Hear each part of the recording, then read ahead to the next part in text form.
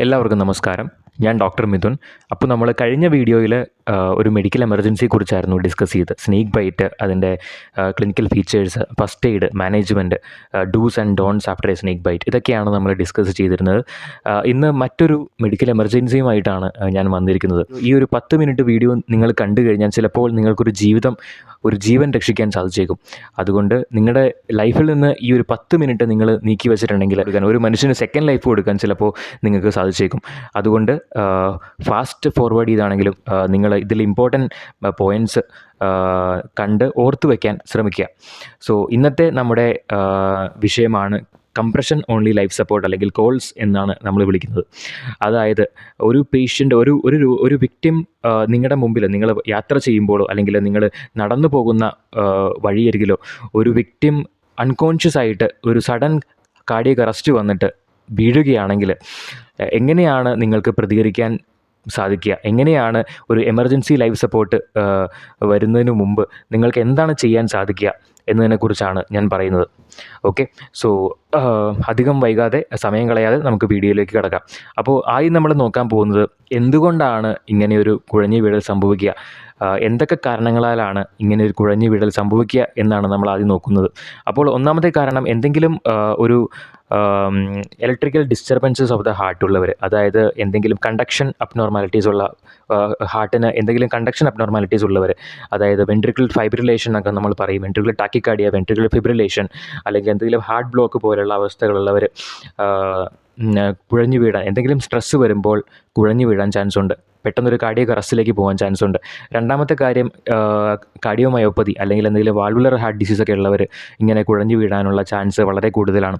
അല്ലെങ്കിൽ പെട്ടെന്നൊരു heart attack ആയിരിക്കാം, ഹാർട്ട് അറ്റാക്ക് കഴിഞ്ഞിട്ടൊരു കാർഡിയക് അറസ്റ്റിലേക്ക് പോയി കുഴഞ്ഞു വീഴാൻ ചാൻസ് ഉണ്ട്. അല്ലെങ്കിൽ എന്തെങ്കിലും ഡ്രഗ്സ് എടുക്കുന്നവർ, പലതരം സൈക്കാട്രിക് മെഡിക്കേഷൻസോ അല്ലെങ്കിൽ എന്തെങ്കിലും ആൻറ്റിബയോട്ടിക്സ് ഒക്കെ എടുക്കുന്നവർ, അല്ലെങ്കിൽ എന്തെങ്കിലും ഡ്രഗ് ഇൻടോക്സിക്കേഷൻ, കൊക്കെയിൻ പോലുള്ള ഡ്രഗ്സ് ഇൻടോക്സിക്കേറ്റഡ് ആയിട്ട് ആളുകൾ കുഴഞ്ഞു വീഴാനുള്ള ചാൻസ് വളരെ കൂടുതലാണ്.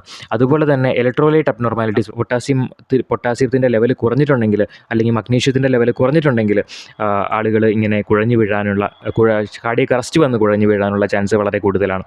അതുപോലെ തന്നെ എന്തെങ്കിലും പൾമോണറി എംബോളിസം പോലുള്ള ആളുകൾ, അമിത ഭാരമുള്ളവർ, അല്ലെങ്കിൽ എന്തെങ്കിലും ഹൈപ്പർ കൊയാഗുലബിൾ സ്റ്റേറ്റ്സ് ഉള്ളവർ, ഡീപ്പ് വീനസ് ത്രോംബോസിസ് ഉള്ള ആളുകൾ, പെട്ടെന്നുള്ള ഒരു മൊബിലൈസേഷനോ അല്ലെങ്കിൽ എന്തെങ്കിലും സ്ട്രെസ്സ് ബോഡിക്ക് വരാൻ നേരത്ത് അത് ആ ത്രോംബസ് വന്നതിന് ശേഷം അത് എംബോളിയായി പൾമോണറി സർക്കുലേഷനിലേക്ക് പോയി ഒരു പൾമോണറി എംബോളിസം വന്ന് പെട്ടെന്ന് മരിക്കാൻ അല്ലെങ്കിൽ കാർഡിയക് അറസ്റ്റ് വന്ന് വീഴാൻ ചാൻസ് ഉണ്ട്.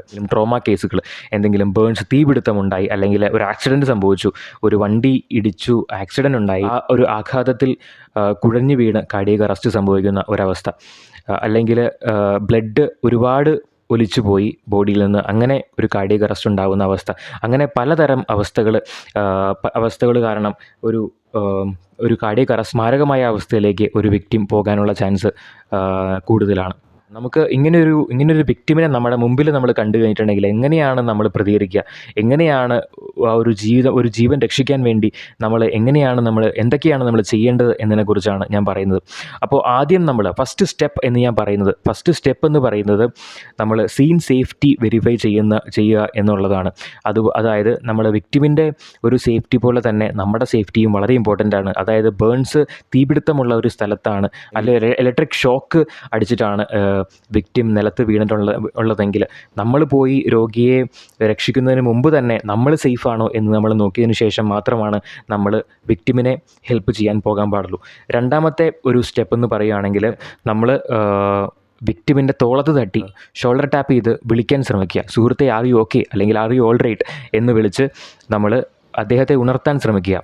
അദ്ദേഹം ഒരു റെസ്പോൺസും ചെയ്യുന്നില്ല, അദ്ദേഹം ഒരു തരത്തിലും റെസ്പോണ്ട് ചെയ്യുന്നില്ല എന്നുള്ളതാണെങ്കിൽ നമ്മൾ പെട്ടെന്ന് കോൾ ഫോർ ഹെൽപ്പ്, അതായത് ചുറ്റുമുള്ള ആളുകളെ വിളിച്ച് ഹെൽപ്പിന് വിളിക്കുക, അല്ലെങ്കിൽ 108 എന്ന എമർജൻസി നമ്പറിൽ വിളിച്ചിട്ട് പെട്ടെന്നൊരു സഹായം തേടുക.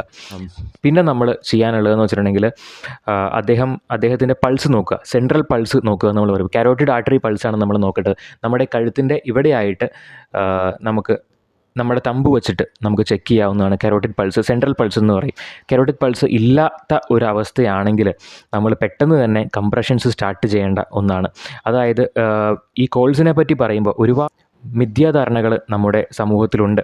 അതായത് നമ്മൾ കംപ്രഷൻ ചെയ്യുമ്പോൾ മൗത്ത് ടു മൗത്ത് ബ്രീത്തിങ് കൊടുക്കണം എന്നാണ് നമ്മൾ കേട്ടിട്ടുള്ളത്. അത് അത്രയ്ക്ക് ഇമ്പോർട്ടൻ്റ് ആയിട്ടുള്ള ഒരു ഘടകമല്ല. കാരണം ആദ്യത്തെ ഒരു രോഗി കുഴഞ്ഞു വീണ് കാർഡിയക് അറസ്റ്റ് വന്നതിന് ശേഷം ഒരു 5 തൊട്ട് 10 മിനിറ്റ് വരെ ഹാർട്ടാണ് കൂടുതൽ ഇമ്പോർട്ടൻ്റ്, ഒരിക്കലും ഓക്സിജൻ അല്ല. ഓക്സിജൻ രക്തത്തിലുണ്ടാവും ഒരു 5 തൊട്ട് 10 മിനിറ്റ് വരെ. അത് നമ്മൾ ഹാർട്ടിനെ കംപ്രസ് ചെയ്ത് ആ ഓക്സിജൻ മസ്തിഷ്കത്തിൽ എത്തിക്കുന്നതിലാണ് ഈ കാര്യം. അതുകൊണ്ട് ഓക്സിജൻ കൊടുക്കുന്നത് അത്രയ്ക്ക് ഇമ്പോർട്ടൻ്റ് അല്ല. പ്രയോറിറ്റി എപ്പോഴും നമ്മുടെ ഹൃദയത്തിനാണ്. അതുകൊണ്ട് കംപ്രഷൻസ് ആണ് ഏറ്റവും ഇമ്പോർട്ടൻറ്റ്. അപ്പോൾ എത്രയും പെട്ടെന്ന് നമുക്ക് കംപ്രഷൻസ് സ്റ്റാർട്ട് ചെയ്തിട്ടുണ്ടെങ്കിൽ രോഗി ജീവിച്ചിരിക്കാനുള്ള ചാൻസ് അത്രയും കൂടുതലാണ്.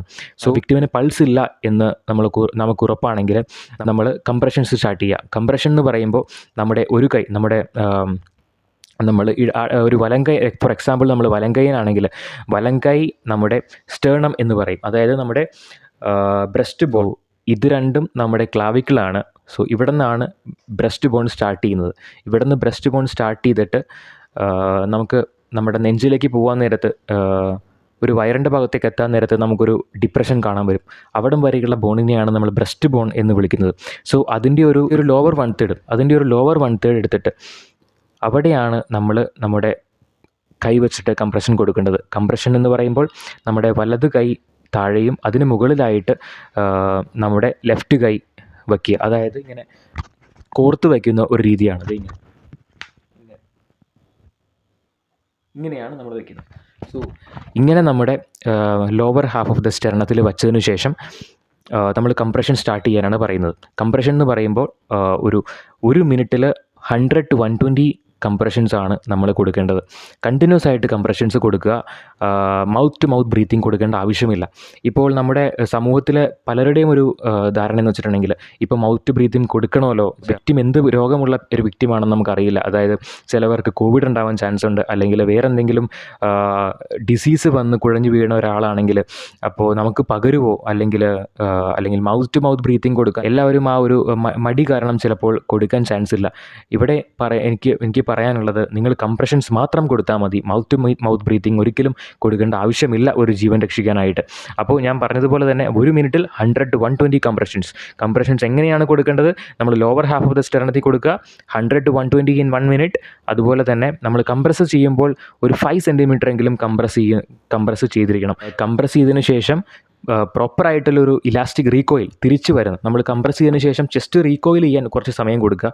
അതിനുശേഷം അടുത്ത കംപ്രഷൻ കൊടുക്കുക. ഒരിക്കലും പെട്ടെന്ന് നമ്മൾ പെട്ടെന്ന് കംപ്രഷൻ കൊടുക്കാതെ നമ്മൾ കംപ്രസ് ചെയ്തിട്ട് നമ്മുടെ ചെസ്റ്റ് അതേ ലെവലിൽ തന്നെ തിരിച്ചു വരാൻ കുറച്ച് സമയം കൊടുക്കുക. അതിനുശേഷം അടുത്ത കംപ്രഷൻ കൊടുക്കുക. എന്നാലും 100 to 120 കംപ്രഷൻസ് നമ്മൾ ഉറപ്പുവരുത്തേണ്ടതാണ്.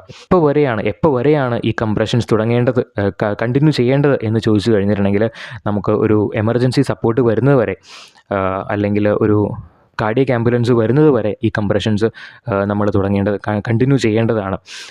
എഴുന്നേറ്റ് വരുന്നത് വരെ, അല്ലെങ്കിൽ ഒരു പൾസ് വിക്ടിമിന് വരുന്നത് വരെ, സെൻട്രൽ പൾസ് നമ്മൾ കരോട്ടിഡിൽ വച്ച് നോക്കി പൾസ് നമുക്ക് ഫീൽ ചെയ്യുന്നവരെ, അല്ലെങ്കിൽ വിക്ടിം എഴുന്നേറ്റ് വരുന്നവരെ, രോഗി നല്ലൊരു ഇമ്പ്രൂവ്മെൻറ്റ് റെസ്പോൺസ് ചെയ്യുന്നവരെ ഇത് കണ്ടിന്യൂ ചെയ്യേണ്ടതാണ്.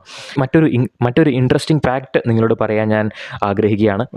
ബി ഗീസ് എന്ന ഒരു മ്യൂസിക് സംഘടനയുടെ സ്റ്റേയിങ് എലൈവ് എന്ന ഒരു പാട്ട് കോൾസിൻ്റെ ഫൗണ്ടേഷൻ തന്നെ എല്ലാവരോടും യൂസ് ചെയ്യാൻ പറയുന്ന ഒന്നാണ്. അതായത് ഈ പാട്ടിന് സ്റ്റേയിങ് എലൈവ് എന്ന ഈ പാട്ടിന് അതിൻ്റെ ഒരു മിനിറ്റിൽ അതിൻ്റെ ടെമ്പോ എന്ന് പറയുന്നത്, സ്റ്റേയിങ് എലൈവ് എന്ന പാട്ടിൻ്റെ ടെമ്പോ എന്ന് പറയുന്നത് 104 ബീറ്റ്സ് പെർ മിനിറ്റ് ആണ്.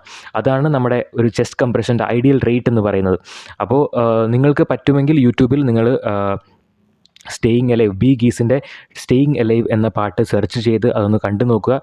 കോൾസ് ചെയ്യുമ്പോൾ നമ്മൾ കംപ്രഷൻ ഓൺലി ലൈഫ് സപ്പോർട്ടിലേക്ക് പോകാൻ നേരത്ത് സ്റ്റേയിങ് എലൈവ് എന്ന നമ്മുടെ മനസ്സിൽ ഉരുവിട്ടുകൊണ്ട് ഇത് കംപ്രഷൻസ് കൊടുക്കുകയാണെങ്കിൽ അത്രയും എഫക്റ്റീവായിട്ട്, ഐഡിയലായിട്ട് ടൈമിംഗ് വെച്ചിട്ട് നമുക്ക് കംപ്രഷൻസ് കൊടുക്കാൻ സാധിക്കും.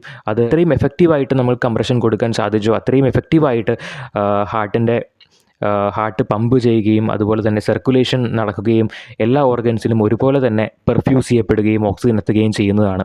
അപ്പോൾ എഫക്റ്റീവ് കംപ്രഷൻസ് മസ്റ്റാണ്. ഒരു ജീവിതം രക്ഷിക്കാൻ അത് വളരെ മസ്റ്റായിട്ടുള്ളൊരു കാര്യമാണ്.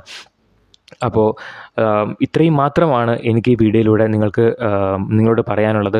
ഒരിക്കലും മൗത്ത് ടു മൗത്ത് ബ്രീത്തിങ്ങിന് നിങ്ങൾ പോകേണ്ട ആവശ്യമില്ല. ജസ്റ്റ് കംപ്രഷൻസ് മാത്രം കൊടുത്താൽ മതി, ഒരു ജീവൻ നിങ്ങൾക്ക് രക്ഷിക്കാൻ സാധിച്ചേക്കും. സോ അടുത്ത വീഡിയോയിൽ നല്ലൊരു ഇൻട്രസ്റ്റിംഗ് ടോപ്പിക്കുമായി മറ്റൊരു മെഡിക്കൽ എമർജൻസിയുമായി നമുക്ക് വീണ്ടും കാണാം. അതുവരെ എല്ലാവർക്കും നമസ്കാരം.